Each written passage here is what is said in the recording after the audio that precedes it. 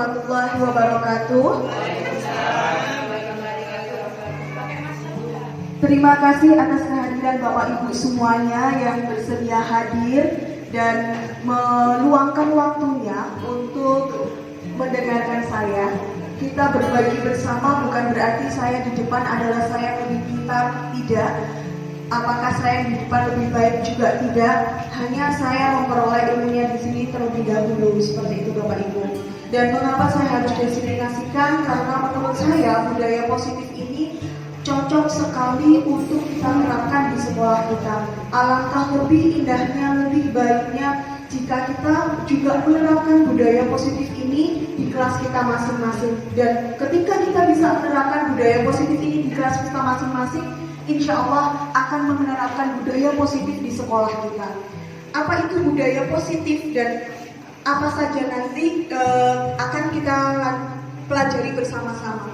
Sebelumnya, saya ada sebuah permainan, cobalah buka namanya. Cara bermainnya, saya minta untuk yang ibu sebelah sini menggenggam tangannya sebagai kelompok A, menggenggam tangannya. Bayangkan yang ada di genggaman tangan ini adalah sesuatu yang sangat berharga buat Bapak Ibu. Bebas bentuknya. Sesuatu yang sangat berharga yang tidak akan dilepas oleh apapun. Ya, apapun itu tidak akan dilepas. Itu adalah genggaman Bapak Ibu. Untuk Bapak Ibu yang sebelah kiri, ini sebelah B, bagaimana caranya bisa membuka yang ada genggamannya di Bapak Ibu yang di kelompok A? Paham ya? Terserah mau dirayu, mau dikasih apa, bebas caranya. Yang jelas tugasnya adalah bagaimana caranya bisa membuka genggaman Bapak Ibu yang di sini. Saya minta Pak Diki di depan dan saya minta Bu Is, Pak Diki genggam ya tangannya. Oke. Bu Is silahkan. Merayu boleh, merayu Pak Diki, pokoknya Pak Diki itu sampai buka. Apa yang ada di sini, apa yang ada di sininya Pak Diki itu bisa terbuka, Bu Is. Monggo Bu Is. Tidak harus dengan kekuatan fisik, tidak harus menyentuh, bisa dengan kata-kata yang menyentuh, atau bisa dengan pokoknya rayuan-rayuan gombalnya. Rayuan gombalnya dikeluarkan Bu. Rayuan atau fisik. Lebih bisa buat dari pertanyaan dulu. Supaya tidak lepas dari masalah. Ini punya masalah.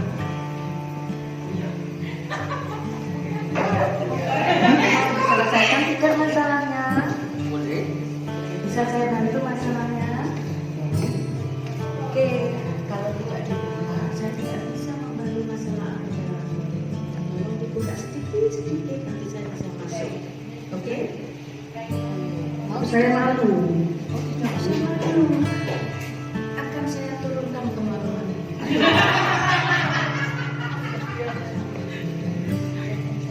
Monggo, ayo sedikit-sedikit. Nanti akan saya selesaikan masalah Anda. Oke? Bersedia? Itu tanganku digenggam. Alhamdulillah, akhirnya dilepaskan.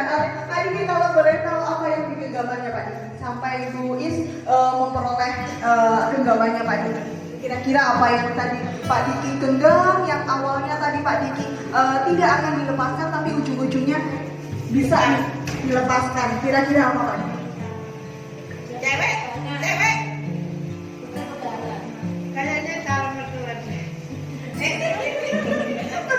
Berapa tadi yang dilepaskan? Permasalahan. Oke, permasalahan. Terima kasih Pak Diki dan Bu Is, tepuk tangan buat kita semuanya. Ya, Bapak Ibu bisa diambil kesimpulan di sini bahwa kita masuk ke dalam yang namanya teori kontrol. Teori kontrol itu apa? Teori kontrol itu segala sesuatunya itu yang menggenggam adalah diri kita. Ya, kita mau melepaskan atau kita mau tetap menggenggam itu, yang memegang kendali itu siapa? Yaitu diri kita. Tidak bisa dengan orang lain. Kalaupun kita bisa dikontrol oleh sesuatu, itu karena kita mau untuk diarahkan, karena kita terbuka untuk diarahkan. Tetapi sejatinya yang bisa mengontrol kita ya diri kita, bukan orang lain. Begitu juga dengan anak-anak. Anak-anak yang bisa mengontrol anak-anak siapa? Ya anak-anak sendiri. Anak-anak sendiri yang mengontrol dirinya, bukan dari kita. Kalau kita mengontrol anak, karena anak mau untuk dikontrol, terbuka untuk dikontrol, gitu ya. Dan itu semua dimulai dari disiplin positif. Apa itu disiplin positif? Bapak Ki Hajar Dewantara menyatakan bahwa di mana ada kemerdekaan, disitulah harus ada disiplin yang kuat. Sungguh pun disiplin itu bersifat self-disiplin, yaitu kita sendiri yang mewajibkan kita dengan sekeras-kerasnya, tetapi itu sama saja. Sebab jikalau kita tidak cepat melakukan self-disiplin, wajiblah penguasa lain mendisiplinkan diri kita.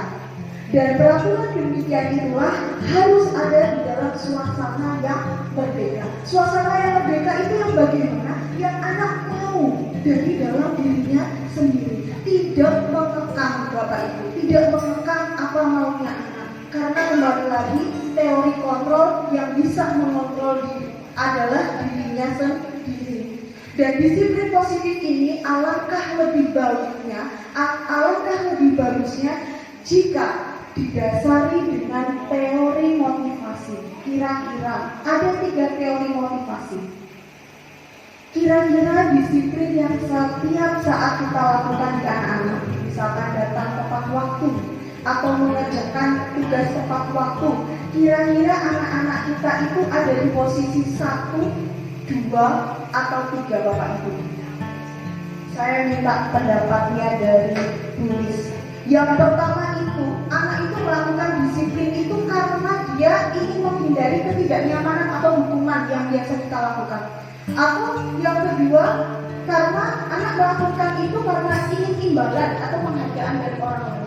Atau yang ketiga, untuk menjadi orang yang mereka inginkan dan menghargai dirinya sendiri dengan nilai-nilai yang mereka percaya. Kira-kira anak-anak kita ada di posisi yang mana?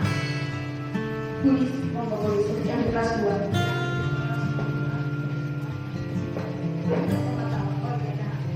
Untuk yang di kelas 2 ini ada di level nomor 2, yaitu mendapatkan imbalan atau penghargaan. Jadi kan kita kalau anak itu menunjukkan sesuatu yang jujur, kita kan selalu memberi apa namanya Mbak?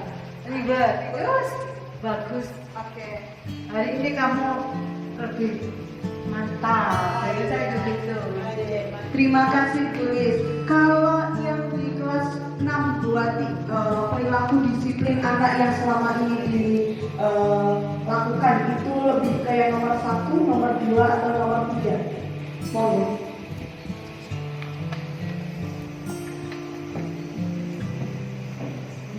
Saya mungkin di nomor 3 ya, untuk menjadi orang yang mereka inginkan dan menghargai diri sendiri dengan nilai-nilai yang mereka percaya, karena mereka sudah mulai besar, bisa membedakan mana yang baik dan yang kurang baik. Luar biasa sekali berarti kelasnya Bu Wati hebat.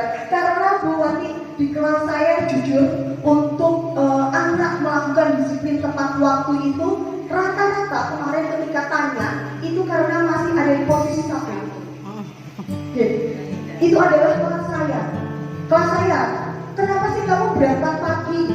Bu, aku izin Bu, konsekuensinya nyanyi di depan Indonesia Raya dengan keras. Itu nomor 1 punyanya saya. Jadi sangat rendah sekali untuk di kelas saya itu masih di kelas 1. Dan bagus sekali, alangkah lebih indahnya ketika melakukan berangkat sekolah disiplin adalah nomor 3. Ya. Nomor 3 ini berarti dia sudah memiliki motivasi dalam dirinya sendiri. Bukan karena takut hukuman, bukan karena adanya suatu penghargaan, Karena ketika sifatnya hukuman dan penghargaan, ini sifatnya hanya sementara. Ya, hanya sementara. Hukuman, iya nek dihukum, nek tidak dihukum, ya sudah, pasti akan melakukan lagi. Begitu juga penghargaan, pasti ada satu titik ketika itu anak kecil motivasi tadi inginnya akan lebih indahnya bahwa disiplin positif itu dilakukan anak bukan karena adanya peraturan, ya, bukan karena anak takut untuk dihukum atau ingin dapat penghargaan. Karena hukuman dan penghargaan ini sifatnya adalah sementara. Tidak ada penghargaan, ujung-ujungnya anak jadi kecewa. Kalau tidak ada hukuman, dia malah menjadi lebih enak. Karena orang tua yang pokok gitu.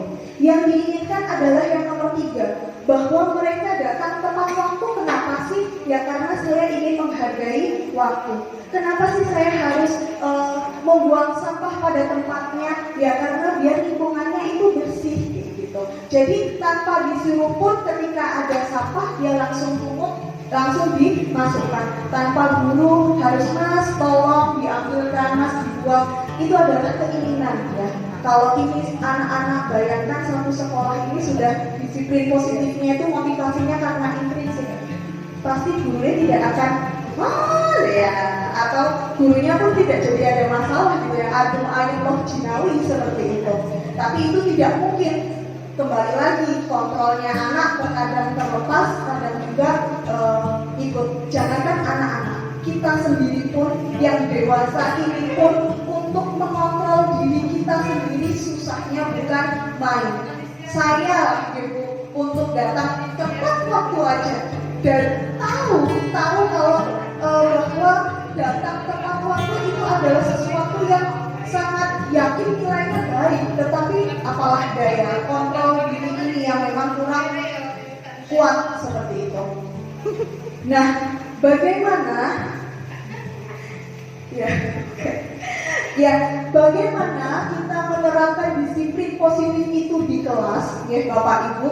Itu pertama itu kita posisikan diri sebagai apa? Ini dulu pernah dijelaskan oleh Pak Putih mengenai kelas diferensial dan bagaimana posisi kontrol kita sebagai guru. Apakah sebagai penghukum, pembuat merasa bersalah, menjadi teman, pemantau, atau manajerial?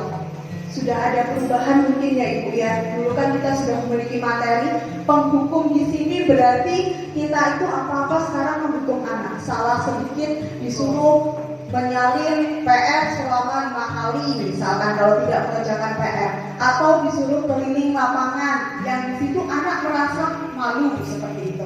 Kemudian yang kedua ada membuat merasa bersalah. Terus ya, seperti itu Bapak Ibu, untuk merasa bersalah. Anak sudah salah, tetapi langsung dijudge, tambah salah dengan pernyataan kita yang menyakiti. Mungkin bagi kita biasa, tetapi bagi anak menyakitkan seperti itu. Atau posisi kontrol, teman.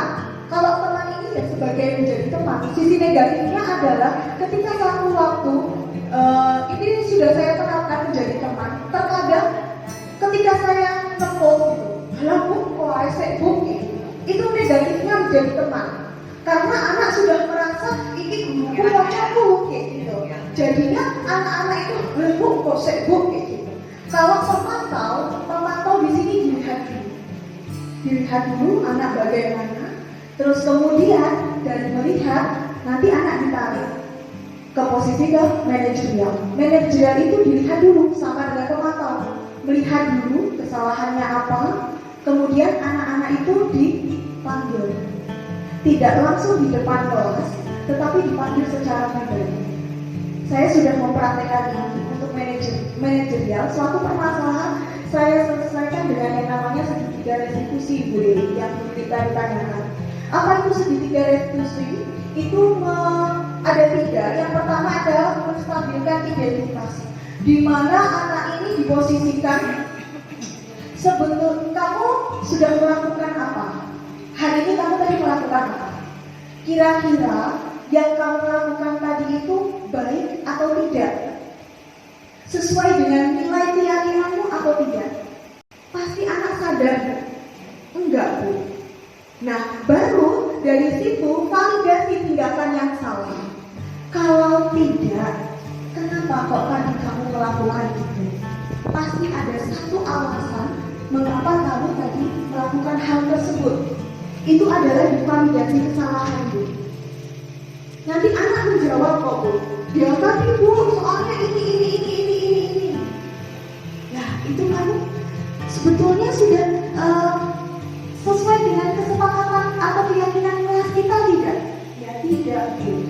Nah, terus digali kemudian menjadi menanyakan keyakinan. Oke, kalau kamu sudah tahu apa yang kamu lakukan itu di luar keyakinan kelas kita, apa yang akan kamu perbaiki? Nah, di sini bukan kita yang menentukan, tapi anaknya sendiri, Bapak Ibu. Anaknya yang sendiri, dia sudah tahu posisi salahnya di mana, apa yang harus dia perbaiki, dan bagaimana caranya dia memperbaiki. Dan ini semua harus kita lakukan dengan keyakinan kelas, Bapak Ibu, yang kemarin saya lakukan. Nah, ini adalah pembuatan keyakinan di kelas saya. Keyakinan itu dimulai dari apa sih yang kalian percaya, nilai yang kalian anggap itu baik. Saya tanya seperti itu. Anak, kalau ini menjadi anak yang baik itu yang bagaimana sih? Saya kemarin pertanyaan otomatis saya seperti itu. Anak yang jujur, Bu, oke, tulis jujur. Anak yang bertanggung jawab, anak yang disiplin, anak yang menghormati, menyayangi, dan sebagainya. Nah, itu saya tuliskan di kertas kecil-kecil kayak seperti post-it. Dan kemudian ditempelkan di sebuah papan dan jadikan satu. Kalau yang bertanggung jawab, kalau kan jujur seperti itu. Dari keyakinan kelas itu nanti kita uraikan menjadi kalimat yang positif. Yang dulu pernah Bu Putih juga sharekan ya. Contohnya seperti itu, guru dan murid datang tepat waktu ke sekolah, atau guru dan murid merasa bahagia selama di sekolah. Nah, di situ diuraikan. Setiap harinya jangan keyakinan kelas itu dipanjang, Bu, hanya sebagai panjangan. Sepakatkan waktu 5 menit untuk setiap harinya membuat kesepakatan kelas. Itu yang saya lakukan setiap hari. Yuk, hari ini sebelum kita mulai kita sepakat nih. Sepakat untuk apa? Bu, kerjanya kolaborasi. Oke, bekerja secara kolaborasi. Terus kemudian Bu, tepat waktu. Jadi ketika satu hari itu misalkan ada yang tidak selesai, yuk kesepakatan kelasnya apa ya? Nanti anak sudah langsung otomatis, oh iya Bu. Atau ketika saya kesepakatan kelasnya adalah menghormati orang yang berbicara di depan. Saya itu sekarang sama anak-anak tinggal berdiri di depan. Terus anak-anak kalau sudah tahu saya berdiri di depan, posisi siap untuk menerangkan, masih ada yang ngobrol, langsung yang lainnya diingatkan. Ayo, dia sudah siap, seperti itu. Nanti mereka sudah langsung otomatis, tidak harus saya teriak-teriak, sudah diam, gitu. Saya sudah sekarang berdiri aja sudah enak di depan. Mungkin untuk nanti kelas sudah, tapi memang itu perlu pembiasaan yang terus-menerus dan konsisten, Bapak Ibu. Tidak bisa satu hari ini terus kemudian besok langsung berubah. Tidak, Bapak Ibu. Karena kembali lagi, yang mengontrol adalah diri anak sendiri. Bukan kita tidak bisa mengontrol anak. Yang bisa mengontrol adalah diri mereka sendiri. Tapi ketika mereka yakin akan satu nilai kebenaran, itu yang akan dijalankan seperti itu. Dan ini adalah contoh segitiga restitusi yang saya lakukan. Jadi waktu sholat Pak Ubin, sholat hajat, ada beberapa anak yang ngobrol sendiri. Saya video waktu itu. Dan kemudian saya tarik, tidak langsung di kelas. Biasanya kalau saya kan udah langsung kayak gitu ya, Bapak Ibu mungkin juga ya, kalau disambati ada something wrong tentang murid kita, pokoknya langsung tak ubah dari kelas.